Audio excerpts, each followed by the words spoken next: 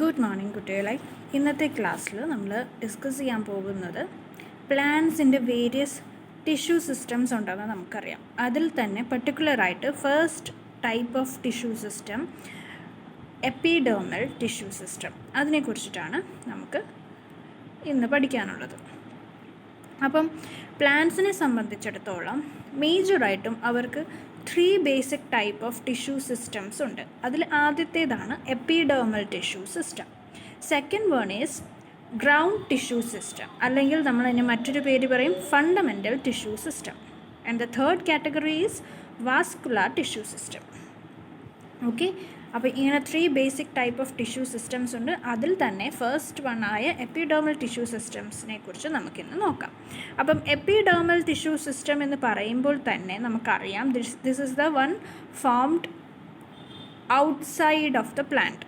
Outside of the plant means outer most layer ആയിട്ട് വരുന്നത് epidermis ആണെന്നറിയാം.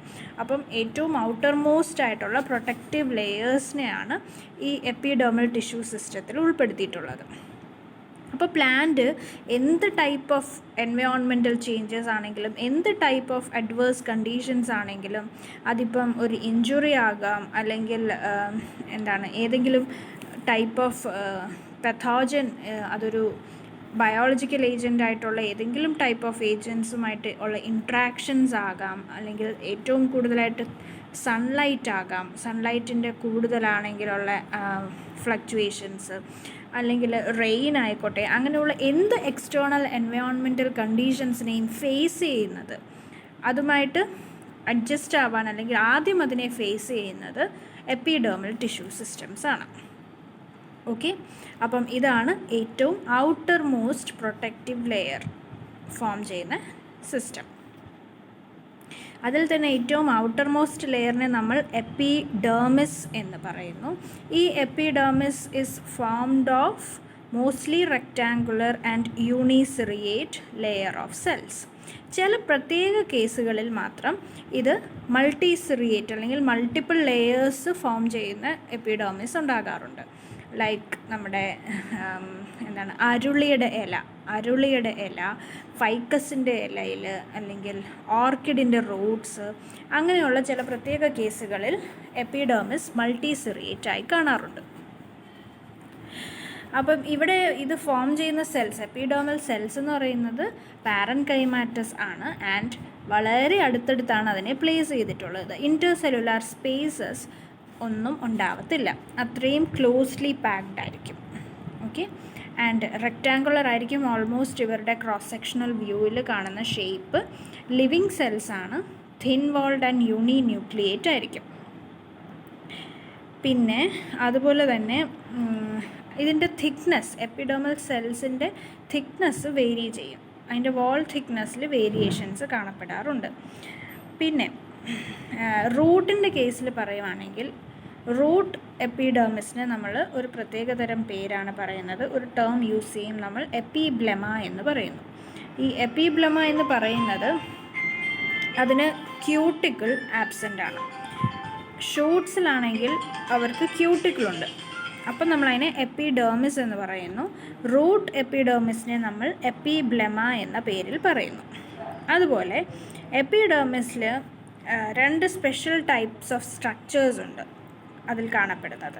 ഒന്ന് ഈ പറഞ്ഞ സ്റ്റൊമേറ്റ എന്ന് നമ്മൾ നേരത്തെ പണ്ട് മുതലേ കേട്ടുവരുന്നതാണ്. മറ്റൊന്ന് ട്രൈക്കോംസ് എന്ന് പറയും.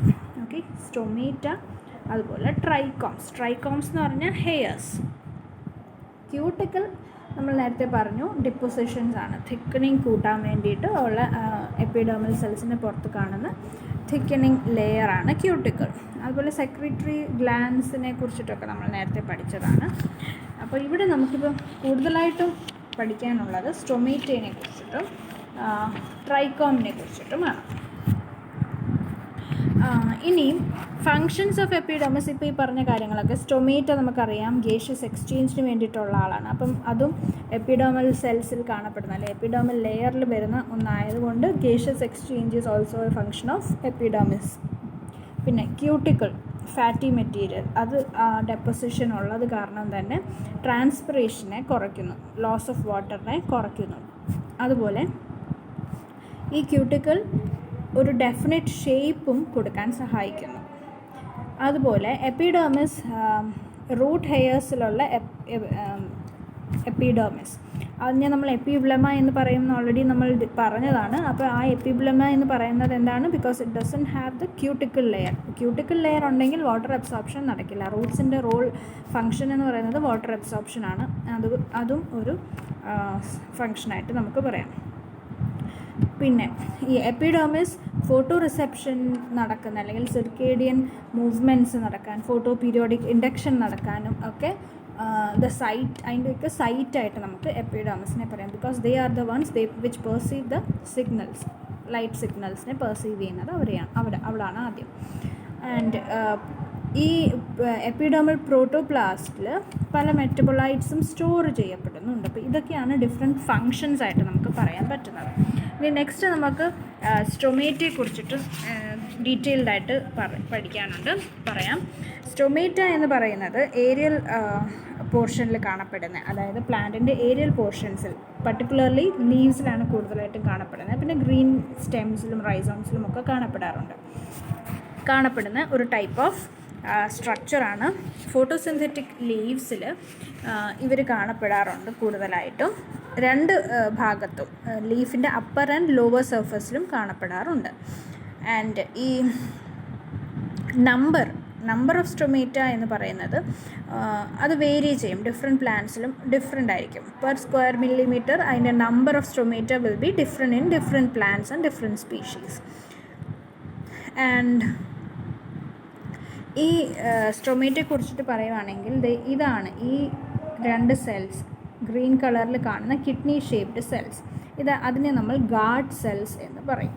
ഇവരുടെ ഇടയിൽ കാണുന്ന ആ ഓപ്പണിങ്സ്, അതാണ് നമ്മുടെ സ്റ്റൊമേറ്റ അല്ലെങ്കിൽ സ്റ്റോമ എന്ന് പറയും. That opening is called stoma and the cells which lines this stoma are called guard cells. ഈ ഗാർഡ് സെൽസിനോട് ചേർന്ന് അനുബന്ധമായി കാണപ്പെടുന്ന സറൗണ്ടിങ് സെൽസിനെ, തൊട്ടടുത്ത് കാണപ്പെടുന്ന സറൗണ്ടിങ് സെൽസിനെ നമ്മൾ എന്ത് പറയുന്നു? സബ്സിഡിയറി സെൽസ് എന്നും പറയുന്നു. ഓക്കെ, ഈ ഗാർഡ് സെൽസ് ന്യൂക്ലിയസും ഡെൻസ് സൈറ്റോപ്ലാസവും ഒക്കെ ഉള്ള സെൽസാണ്. ആൻഡ് ഈ ഗാർഡ് സെൽസിൻ്റെ ഷേപ്പ് മോണോകോട്ട്സിലും ഡൈക്കോട്ട്സിലും ഡിഫറെൻ്റ് ആണ്. In case of dicot, guard cells will be kidney shaped, while in case of monocots, these guard cells will be dumbbell shaped. Dumbbell ഷേപ്പിലായിരിക്കും ഈ guard cells കാണപ്പെടുക. അതാണ് മറ്റൊരു difference, മോണോകോട്ടിൻ്റെയും ഡൈക്കോട്ടിൻ്റെയും കേസിലുള്ള ഒരു difference. പിന്നെ ഈ stomata കാണപ്പെടുന്നത് epidermal ലെയറിലാണെന്ന് അറിയാമല്ലോ. ഇതൊരു ഓപ്പൺ ചെയ്തിരിക്കുന്ന സ്റ്റോമയും ക്ലോസ്ഡ് ആയിട്ടുള്ള സ്റ്റോമയും കാണിക്കുന്നു. ഓപ്പൺ ചെയ്തിരിക്കുമ്പം ഇതിൻ്റെ ഇടയിൽ നമുക്ക് സ്പേസ് കാണാം, എയർ സ്പേസ് ഉണ്ട്. ആൻഡ് ക്ലോസ് ചെയ്യുമ്പോൾ there is no air space. ഇതൊരു ലീഫിൻ്റെ ഫിഗറാണ്. ഈ ലീഫിൻ്റെ ഏറ്റവും പുറമേ കാണുന്ന ലെയറാണല്ലോ എപ്പിഡെർമൽ ലെയർ. ആ എപ്പിഡെർമൽ ലെയറിൽ എപ്പിഡെർമൽ സെൽസ് ആണ് ഈ ഗ്രീൻ കളറിൽ കാണുന്നത്. And they have stomata in between. അപ്പം ഏറ്റവും പുറമേ ഉള്ള ഈ എപ്പിഡെർമൽ ലെയറിലും അതുപോലെ ഏറ്റവും ലോവർ സൈഡിലും ലോവർ എപ്പിഡെർമിസ് ഉണ്ട്. അവിടെയും എപ്പിഡെർമൽ സെൽസ് നമ്മൾ പീൽ ഓഫ് ചെയ്തെടുക്കും. ഒരു പീൽ ഇങ്ങനെ എടുത്ത് അണ്ടർ മൈക്രോസ്കോപ്പ് നമ്മൾ വ്യൂ ചെയ്യുവാണെങ്കിൽ we can see clearly the stomatas. Okay, അപ്പോൾ ഇതാണ് ക്ലോസ്ഡ് ആൻഡ് ഓപ്പൺ സ്റ്റൊമേറ്റ ഇവിടെ കാണിച്ചിരിക്കുന്നത്. ആൻഡ് ഇവരുടെ റോൾ എന്ന് പറഞ്ഞാൽ എന്താണ്? ഗേഷ്യസ് എക്സ്ചേഞ്ച് നടത്തുക ഒക്കെയാണ് ഇവരുടെ റോൾ എന്ന് പറയുന്നത്. ആൻഡ് പിന്നെ ഇവിടെ പറയാനുള്ളത് ഈ സ്റ്റോമ, ദാറ്റ്സ് ഓപ്പൺ സ്പേസ് ഉണ്ടല്ലോ, ആ stoma and together with this subsidiary cells, അതിനെയാണ് നമ്മൾ സ്റ്റൊമേറ്റൽ അപ്പാരറ്റസ് അല്ലെങ്കിൽ സ്റ്റൊമേറ്റൽ കോംപ്ലക്സ് എന്ന് പറയുക. ഓക്കെ, ഈ ഓട്ടോജനിക് റിലേഷൻഷിപ്പിൻ്റെ ബേസിസിലാണെങ്കിൽ ഗാർഡ് സെൽസും സബ്സിഡിയറി സെൽസിൻ്റെയും ഓണ്ടോജനിക് റിലേഷൻഷിപ്പിൻ്റെ ബേസിസിൽ പറയുവാണെങ്കിൽ 3 ടൈപ്സ് ഓഫ് സ്റ്റൊമേറ്റ ഉണ്ട്. മീസോജീനസ്, പെരിജീനസ് ആൻഡ് മീസോ പെരിജീനസ്. ഓക്കെ, മീസോജീനസ് സ്റ്റൊമേറ്റ എന്ന് പറഞ്ഞാൽ സബ്സിഡിയറി സെൽസും ഗാർഡ് സെൽസും ഒരേ കോമൺ ഒറിജിൻ ആയിരിക്കും, ഒരേ ആൻസിസ്ട്രൽ സെല്ലിൽ നിന്ന് ഡെവലപ്പ് ചെയ്ത്, ഒരേ മദർ സെല്ലിൽ നിന്ന് ഡെവലപ്പ് ചെയ്ത് വരുവാണ് സബ്സിഡിയറി സെൽസും ഗാർഡ് സെൽസും എന്നുണ്ടെങ്കിൽ അത് മീസോജീനസ് സ്റ്റൊമേറ്റ എന്ന് പറയും. ഇനി പെരിജീനസ് സ്റ്റൊമേറ്റ എന്ന് പറഞ്ഞാൽ സബ്സിഡിയറി സെൽസും നമ്മുടെ സ്റ്റൊമേറ്റൽ സെൽസും രണ്ടും ഡിഫറെൻറ്റ് ഒറിജിൻ ആയിരിക്കും. ഓക്കെ, സബ്സിഡിയറി സെൽസ് പ്രോട്ടോഡേർമൽ സെൽസിൽ നിന്ന് ഡെവലപ്പ് ചെയ്യും, അതേസമയം സ്റ്റൊമേറ്റൽ മദർ സെല്ലിൽ നിന്നായിരിക്കും മറ്റേ ആളെ ഡെവലപ്പ് ചെയ്യുക. ഇനി മീസോ പെരിജീനസ് സ്റ്റൊമേറ്റ എന്ന് പറഞ്ഞാൽ cells which surround the stoma they have dual origin. One or more subsidiary cells share the common origin, while some other cells they have independent origin. അങ്ങനെയാണെങ്കിൽ മീസോപെരിജീനസ് ടൈപ്പ് ഓഫ് സ്റ്റൊമേറ്റ എന്ന് പറയും. ഇനി നമുക്ക് different types of stomata നോക്കാം. Types of stomata എന്ന് പറഞ്ഞാലും 4 different types of stomata നമ്മൾ പറയുന്നു. And this type of classification is on the basis of subsidiary cells surrounding the stomata and their arrangements. ആദ്യത്തെ ടൈപ്പ് അനോമോസൈറ്റിക് ടൈപ്പ് അല്ലെങ്കിൽ ranunculaceae type എന്ന് പറയുന്നു. Second one is anisocytic or cruciferae type. Third one is paracytic and or rubiaceae type. Fourth one is diacytic or caryophyllaceae type. Okay, so we have 4 different types of stomata. Let's move on to the first type of stomata, which one is anomocytic or ranunculacea type. Here what is the matter is, these are the subsidiary cells which surround the guard cells. So here you can see the subsidiary cells, they are not distinguishable from the adjacent epidermal cells. So there is no special type of arrangement here. They are similar to all other normal epidermal cells. There is no structural difference between the normal epidermal cells and the subsidiary cells. So we cannot distinguish between these two based on their shape or arrangement. That type of stomata where we can see no specialized type of arrangement, or where we cannot differentiate between the subsidiary cells and normal epidermal cells, are called as anomocytic or ranunculacea type. Second type is anisocytic or cruciferous type. This is the type wherein we can distinguish the subsidiary cells from the adjacent epidermal cells.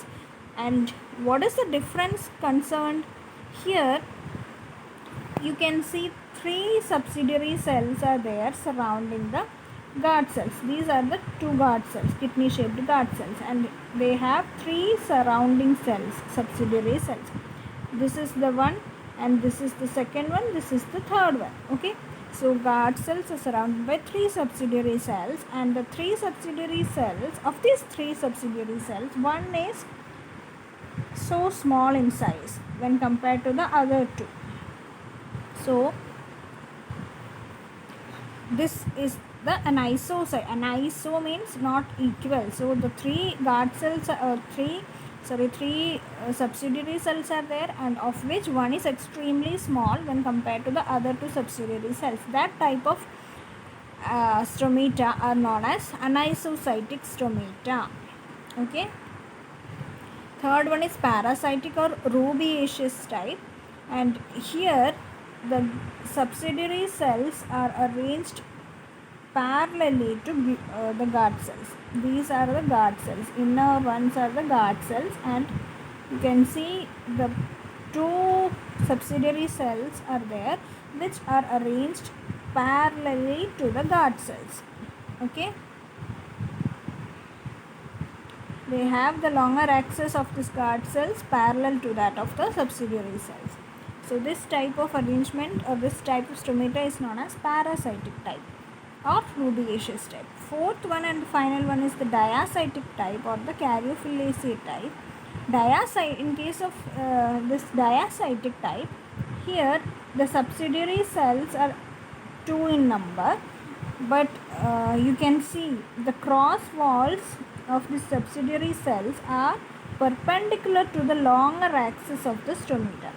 This is the axis of stomatas, right? So this is the axis, and this is the cross walls of the subsidiary cells. So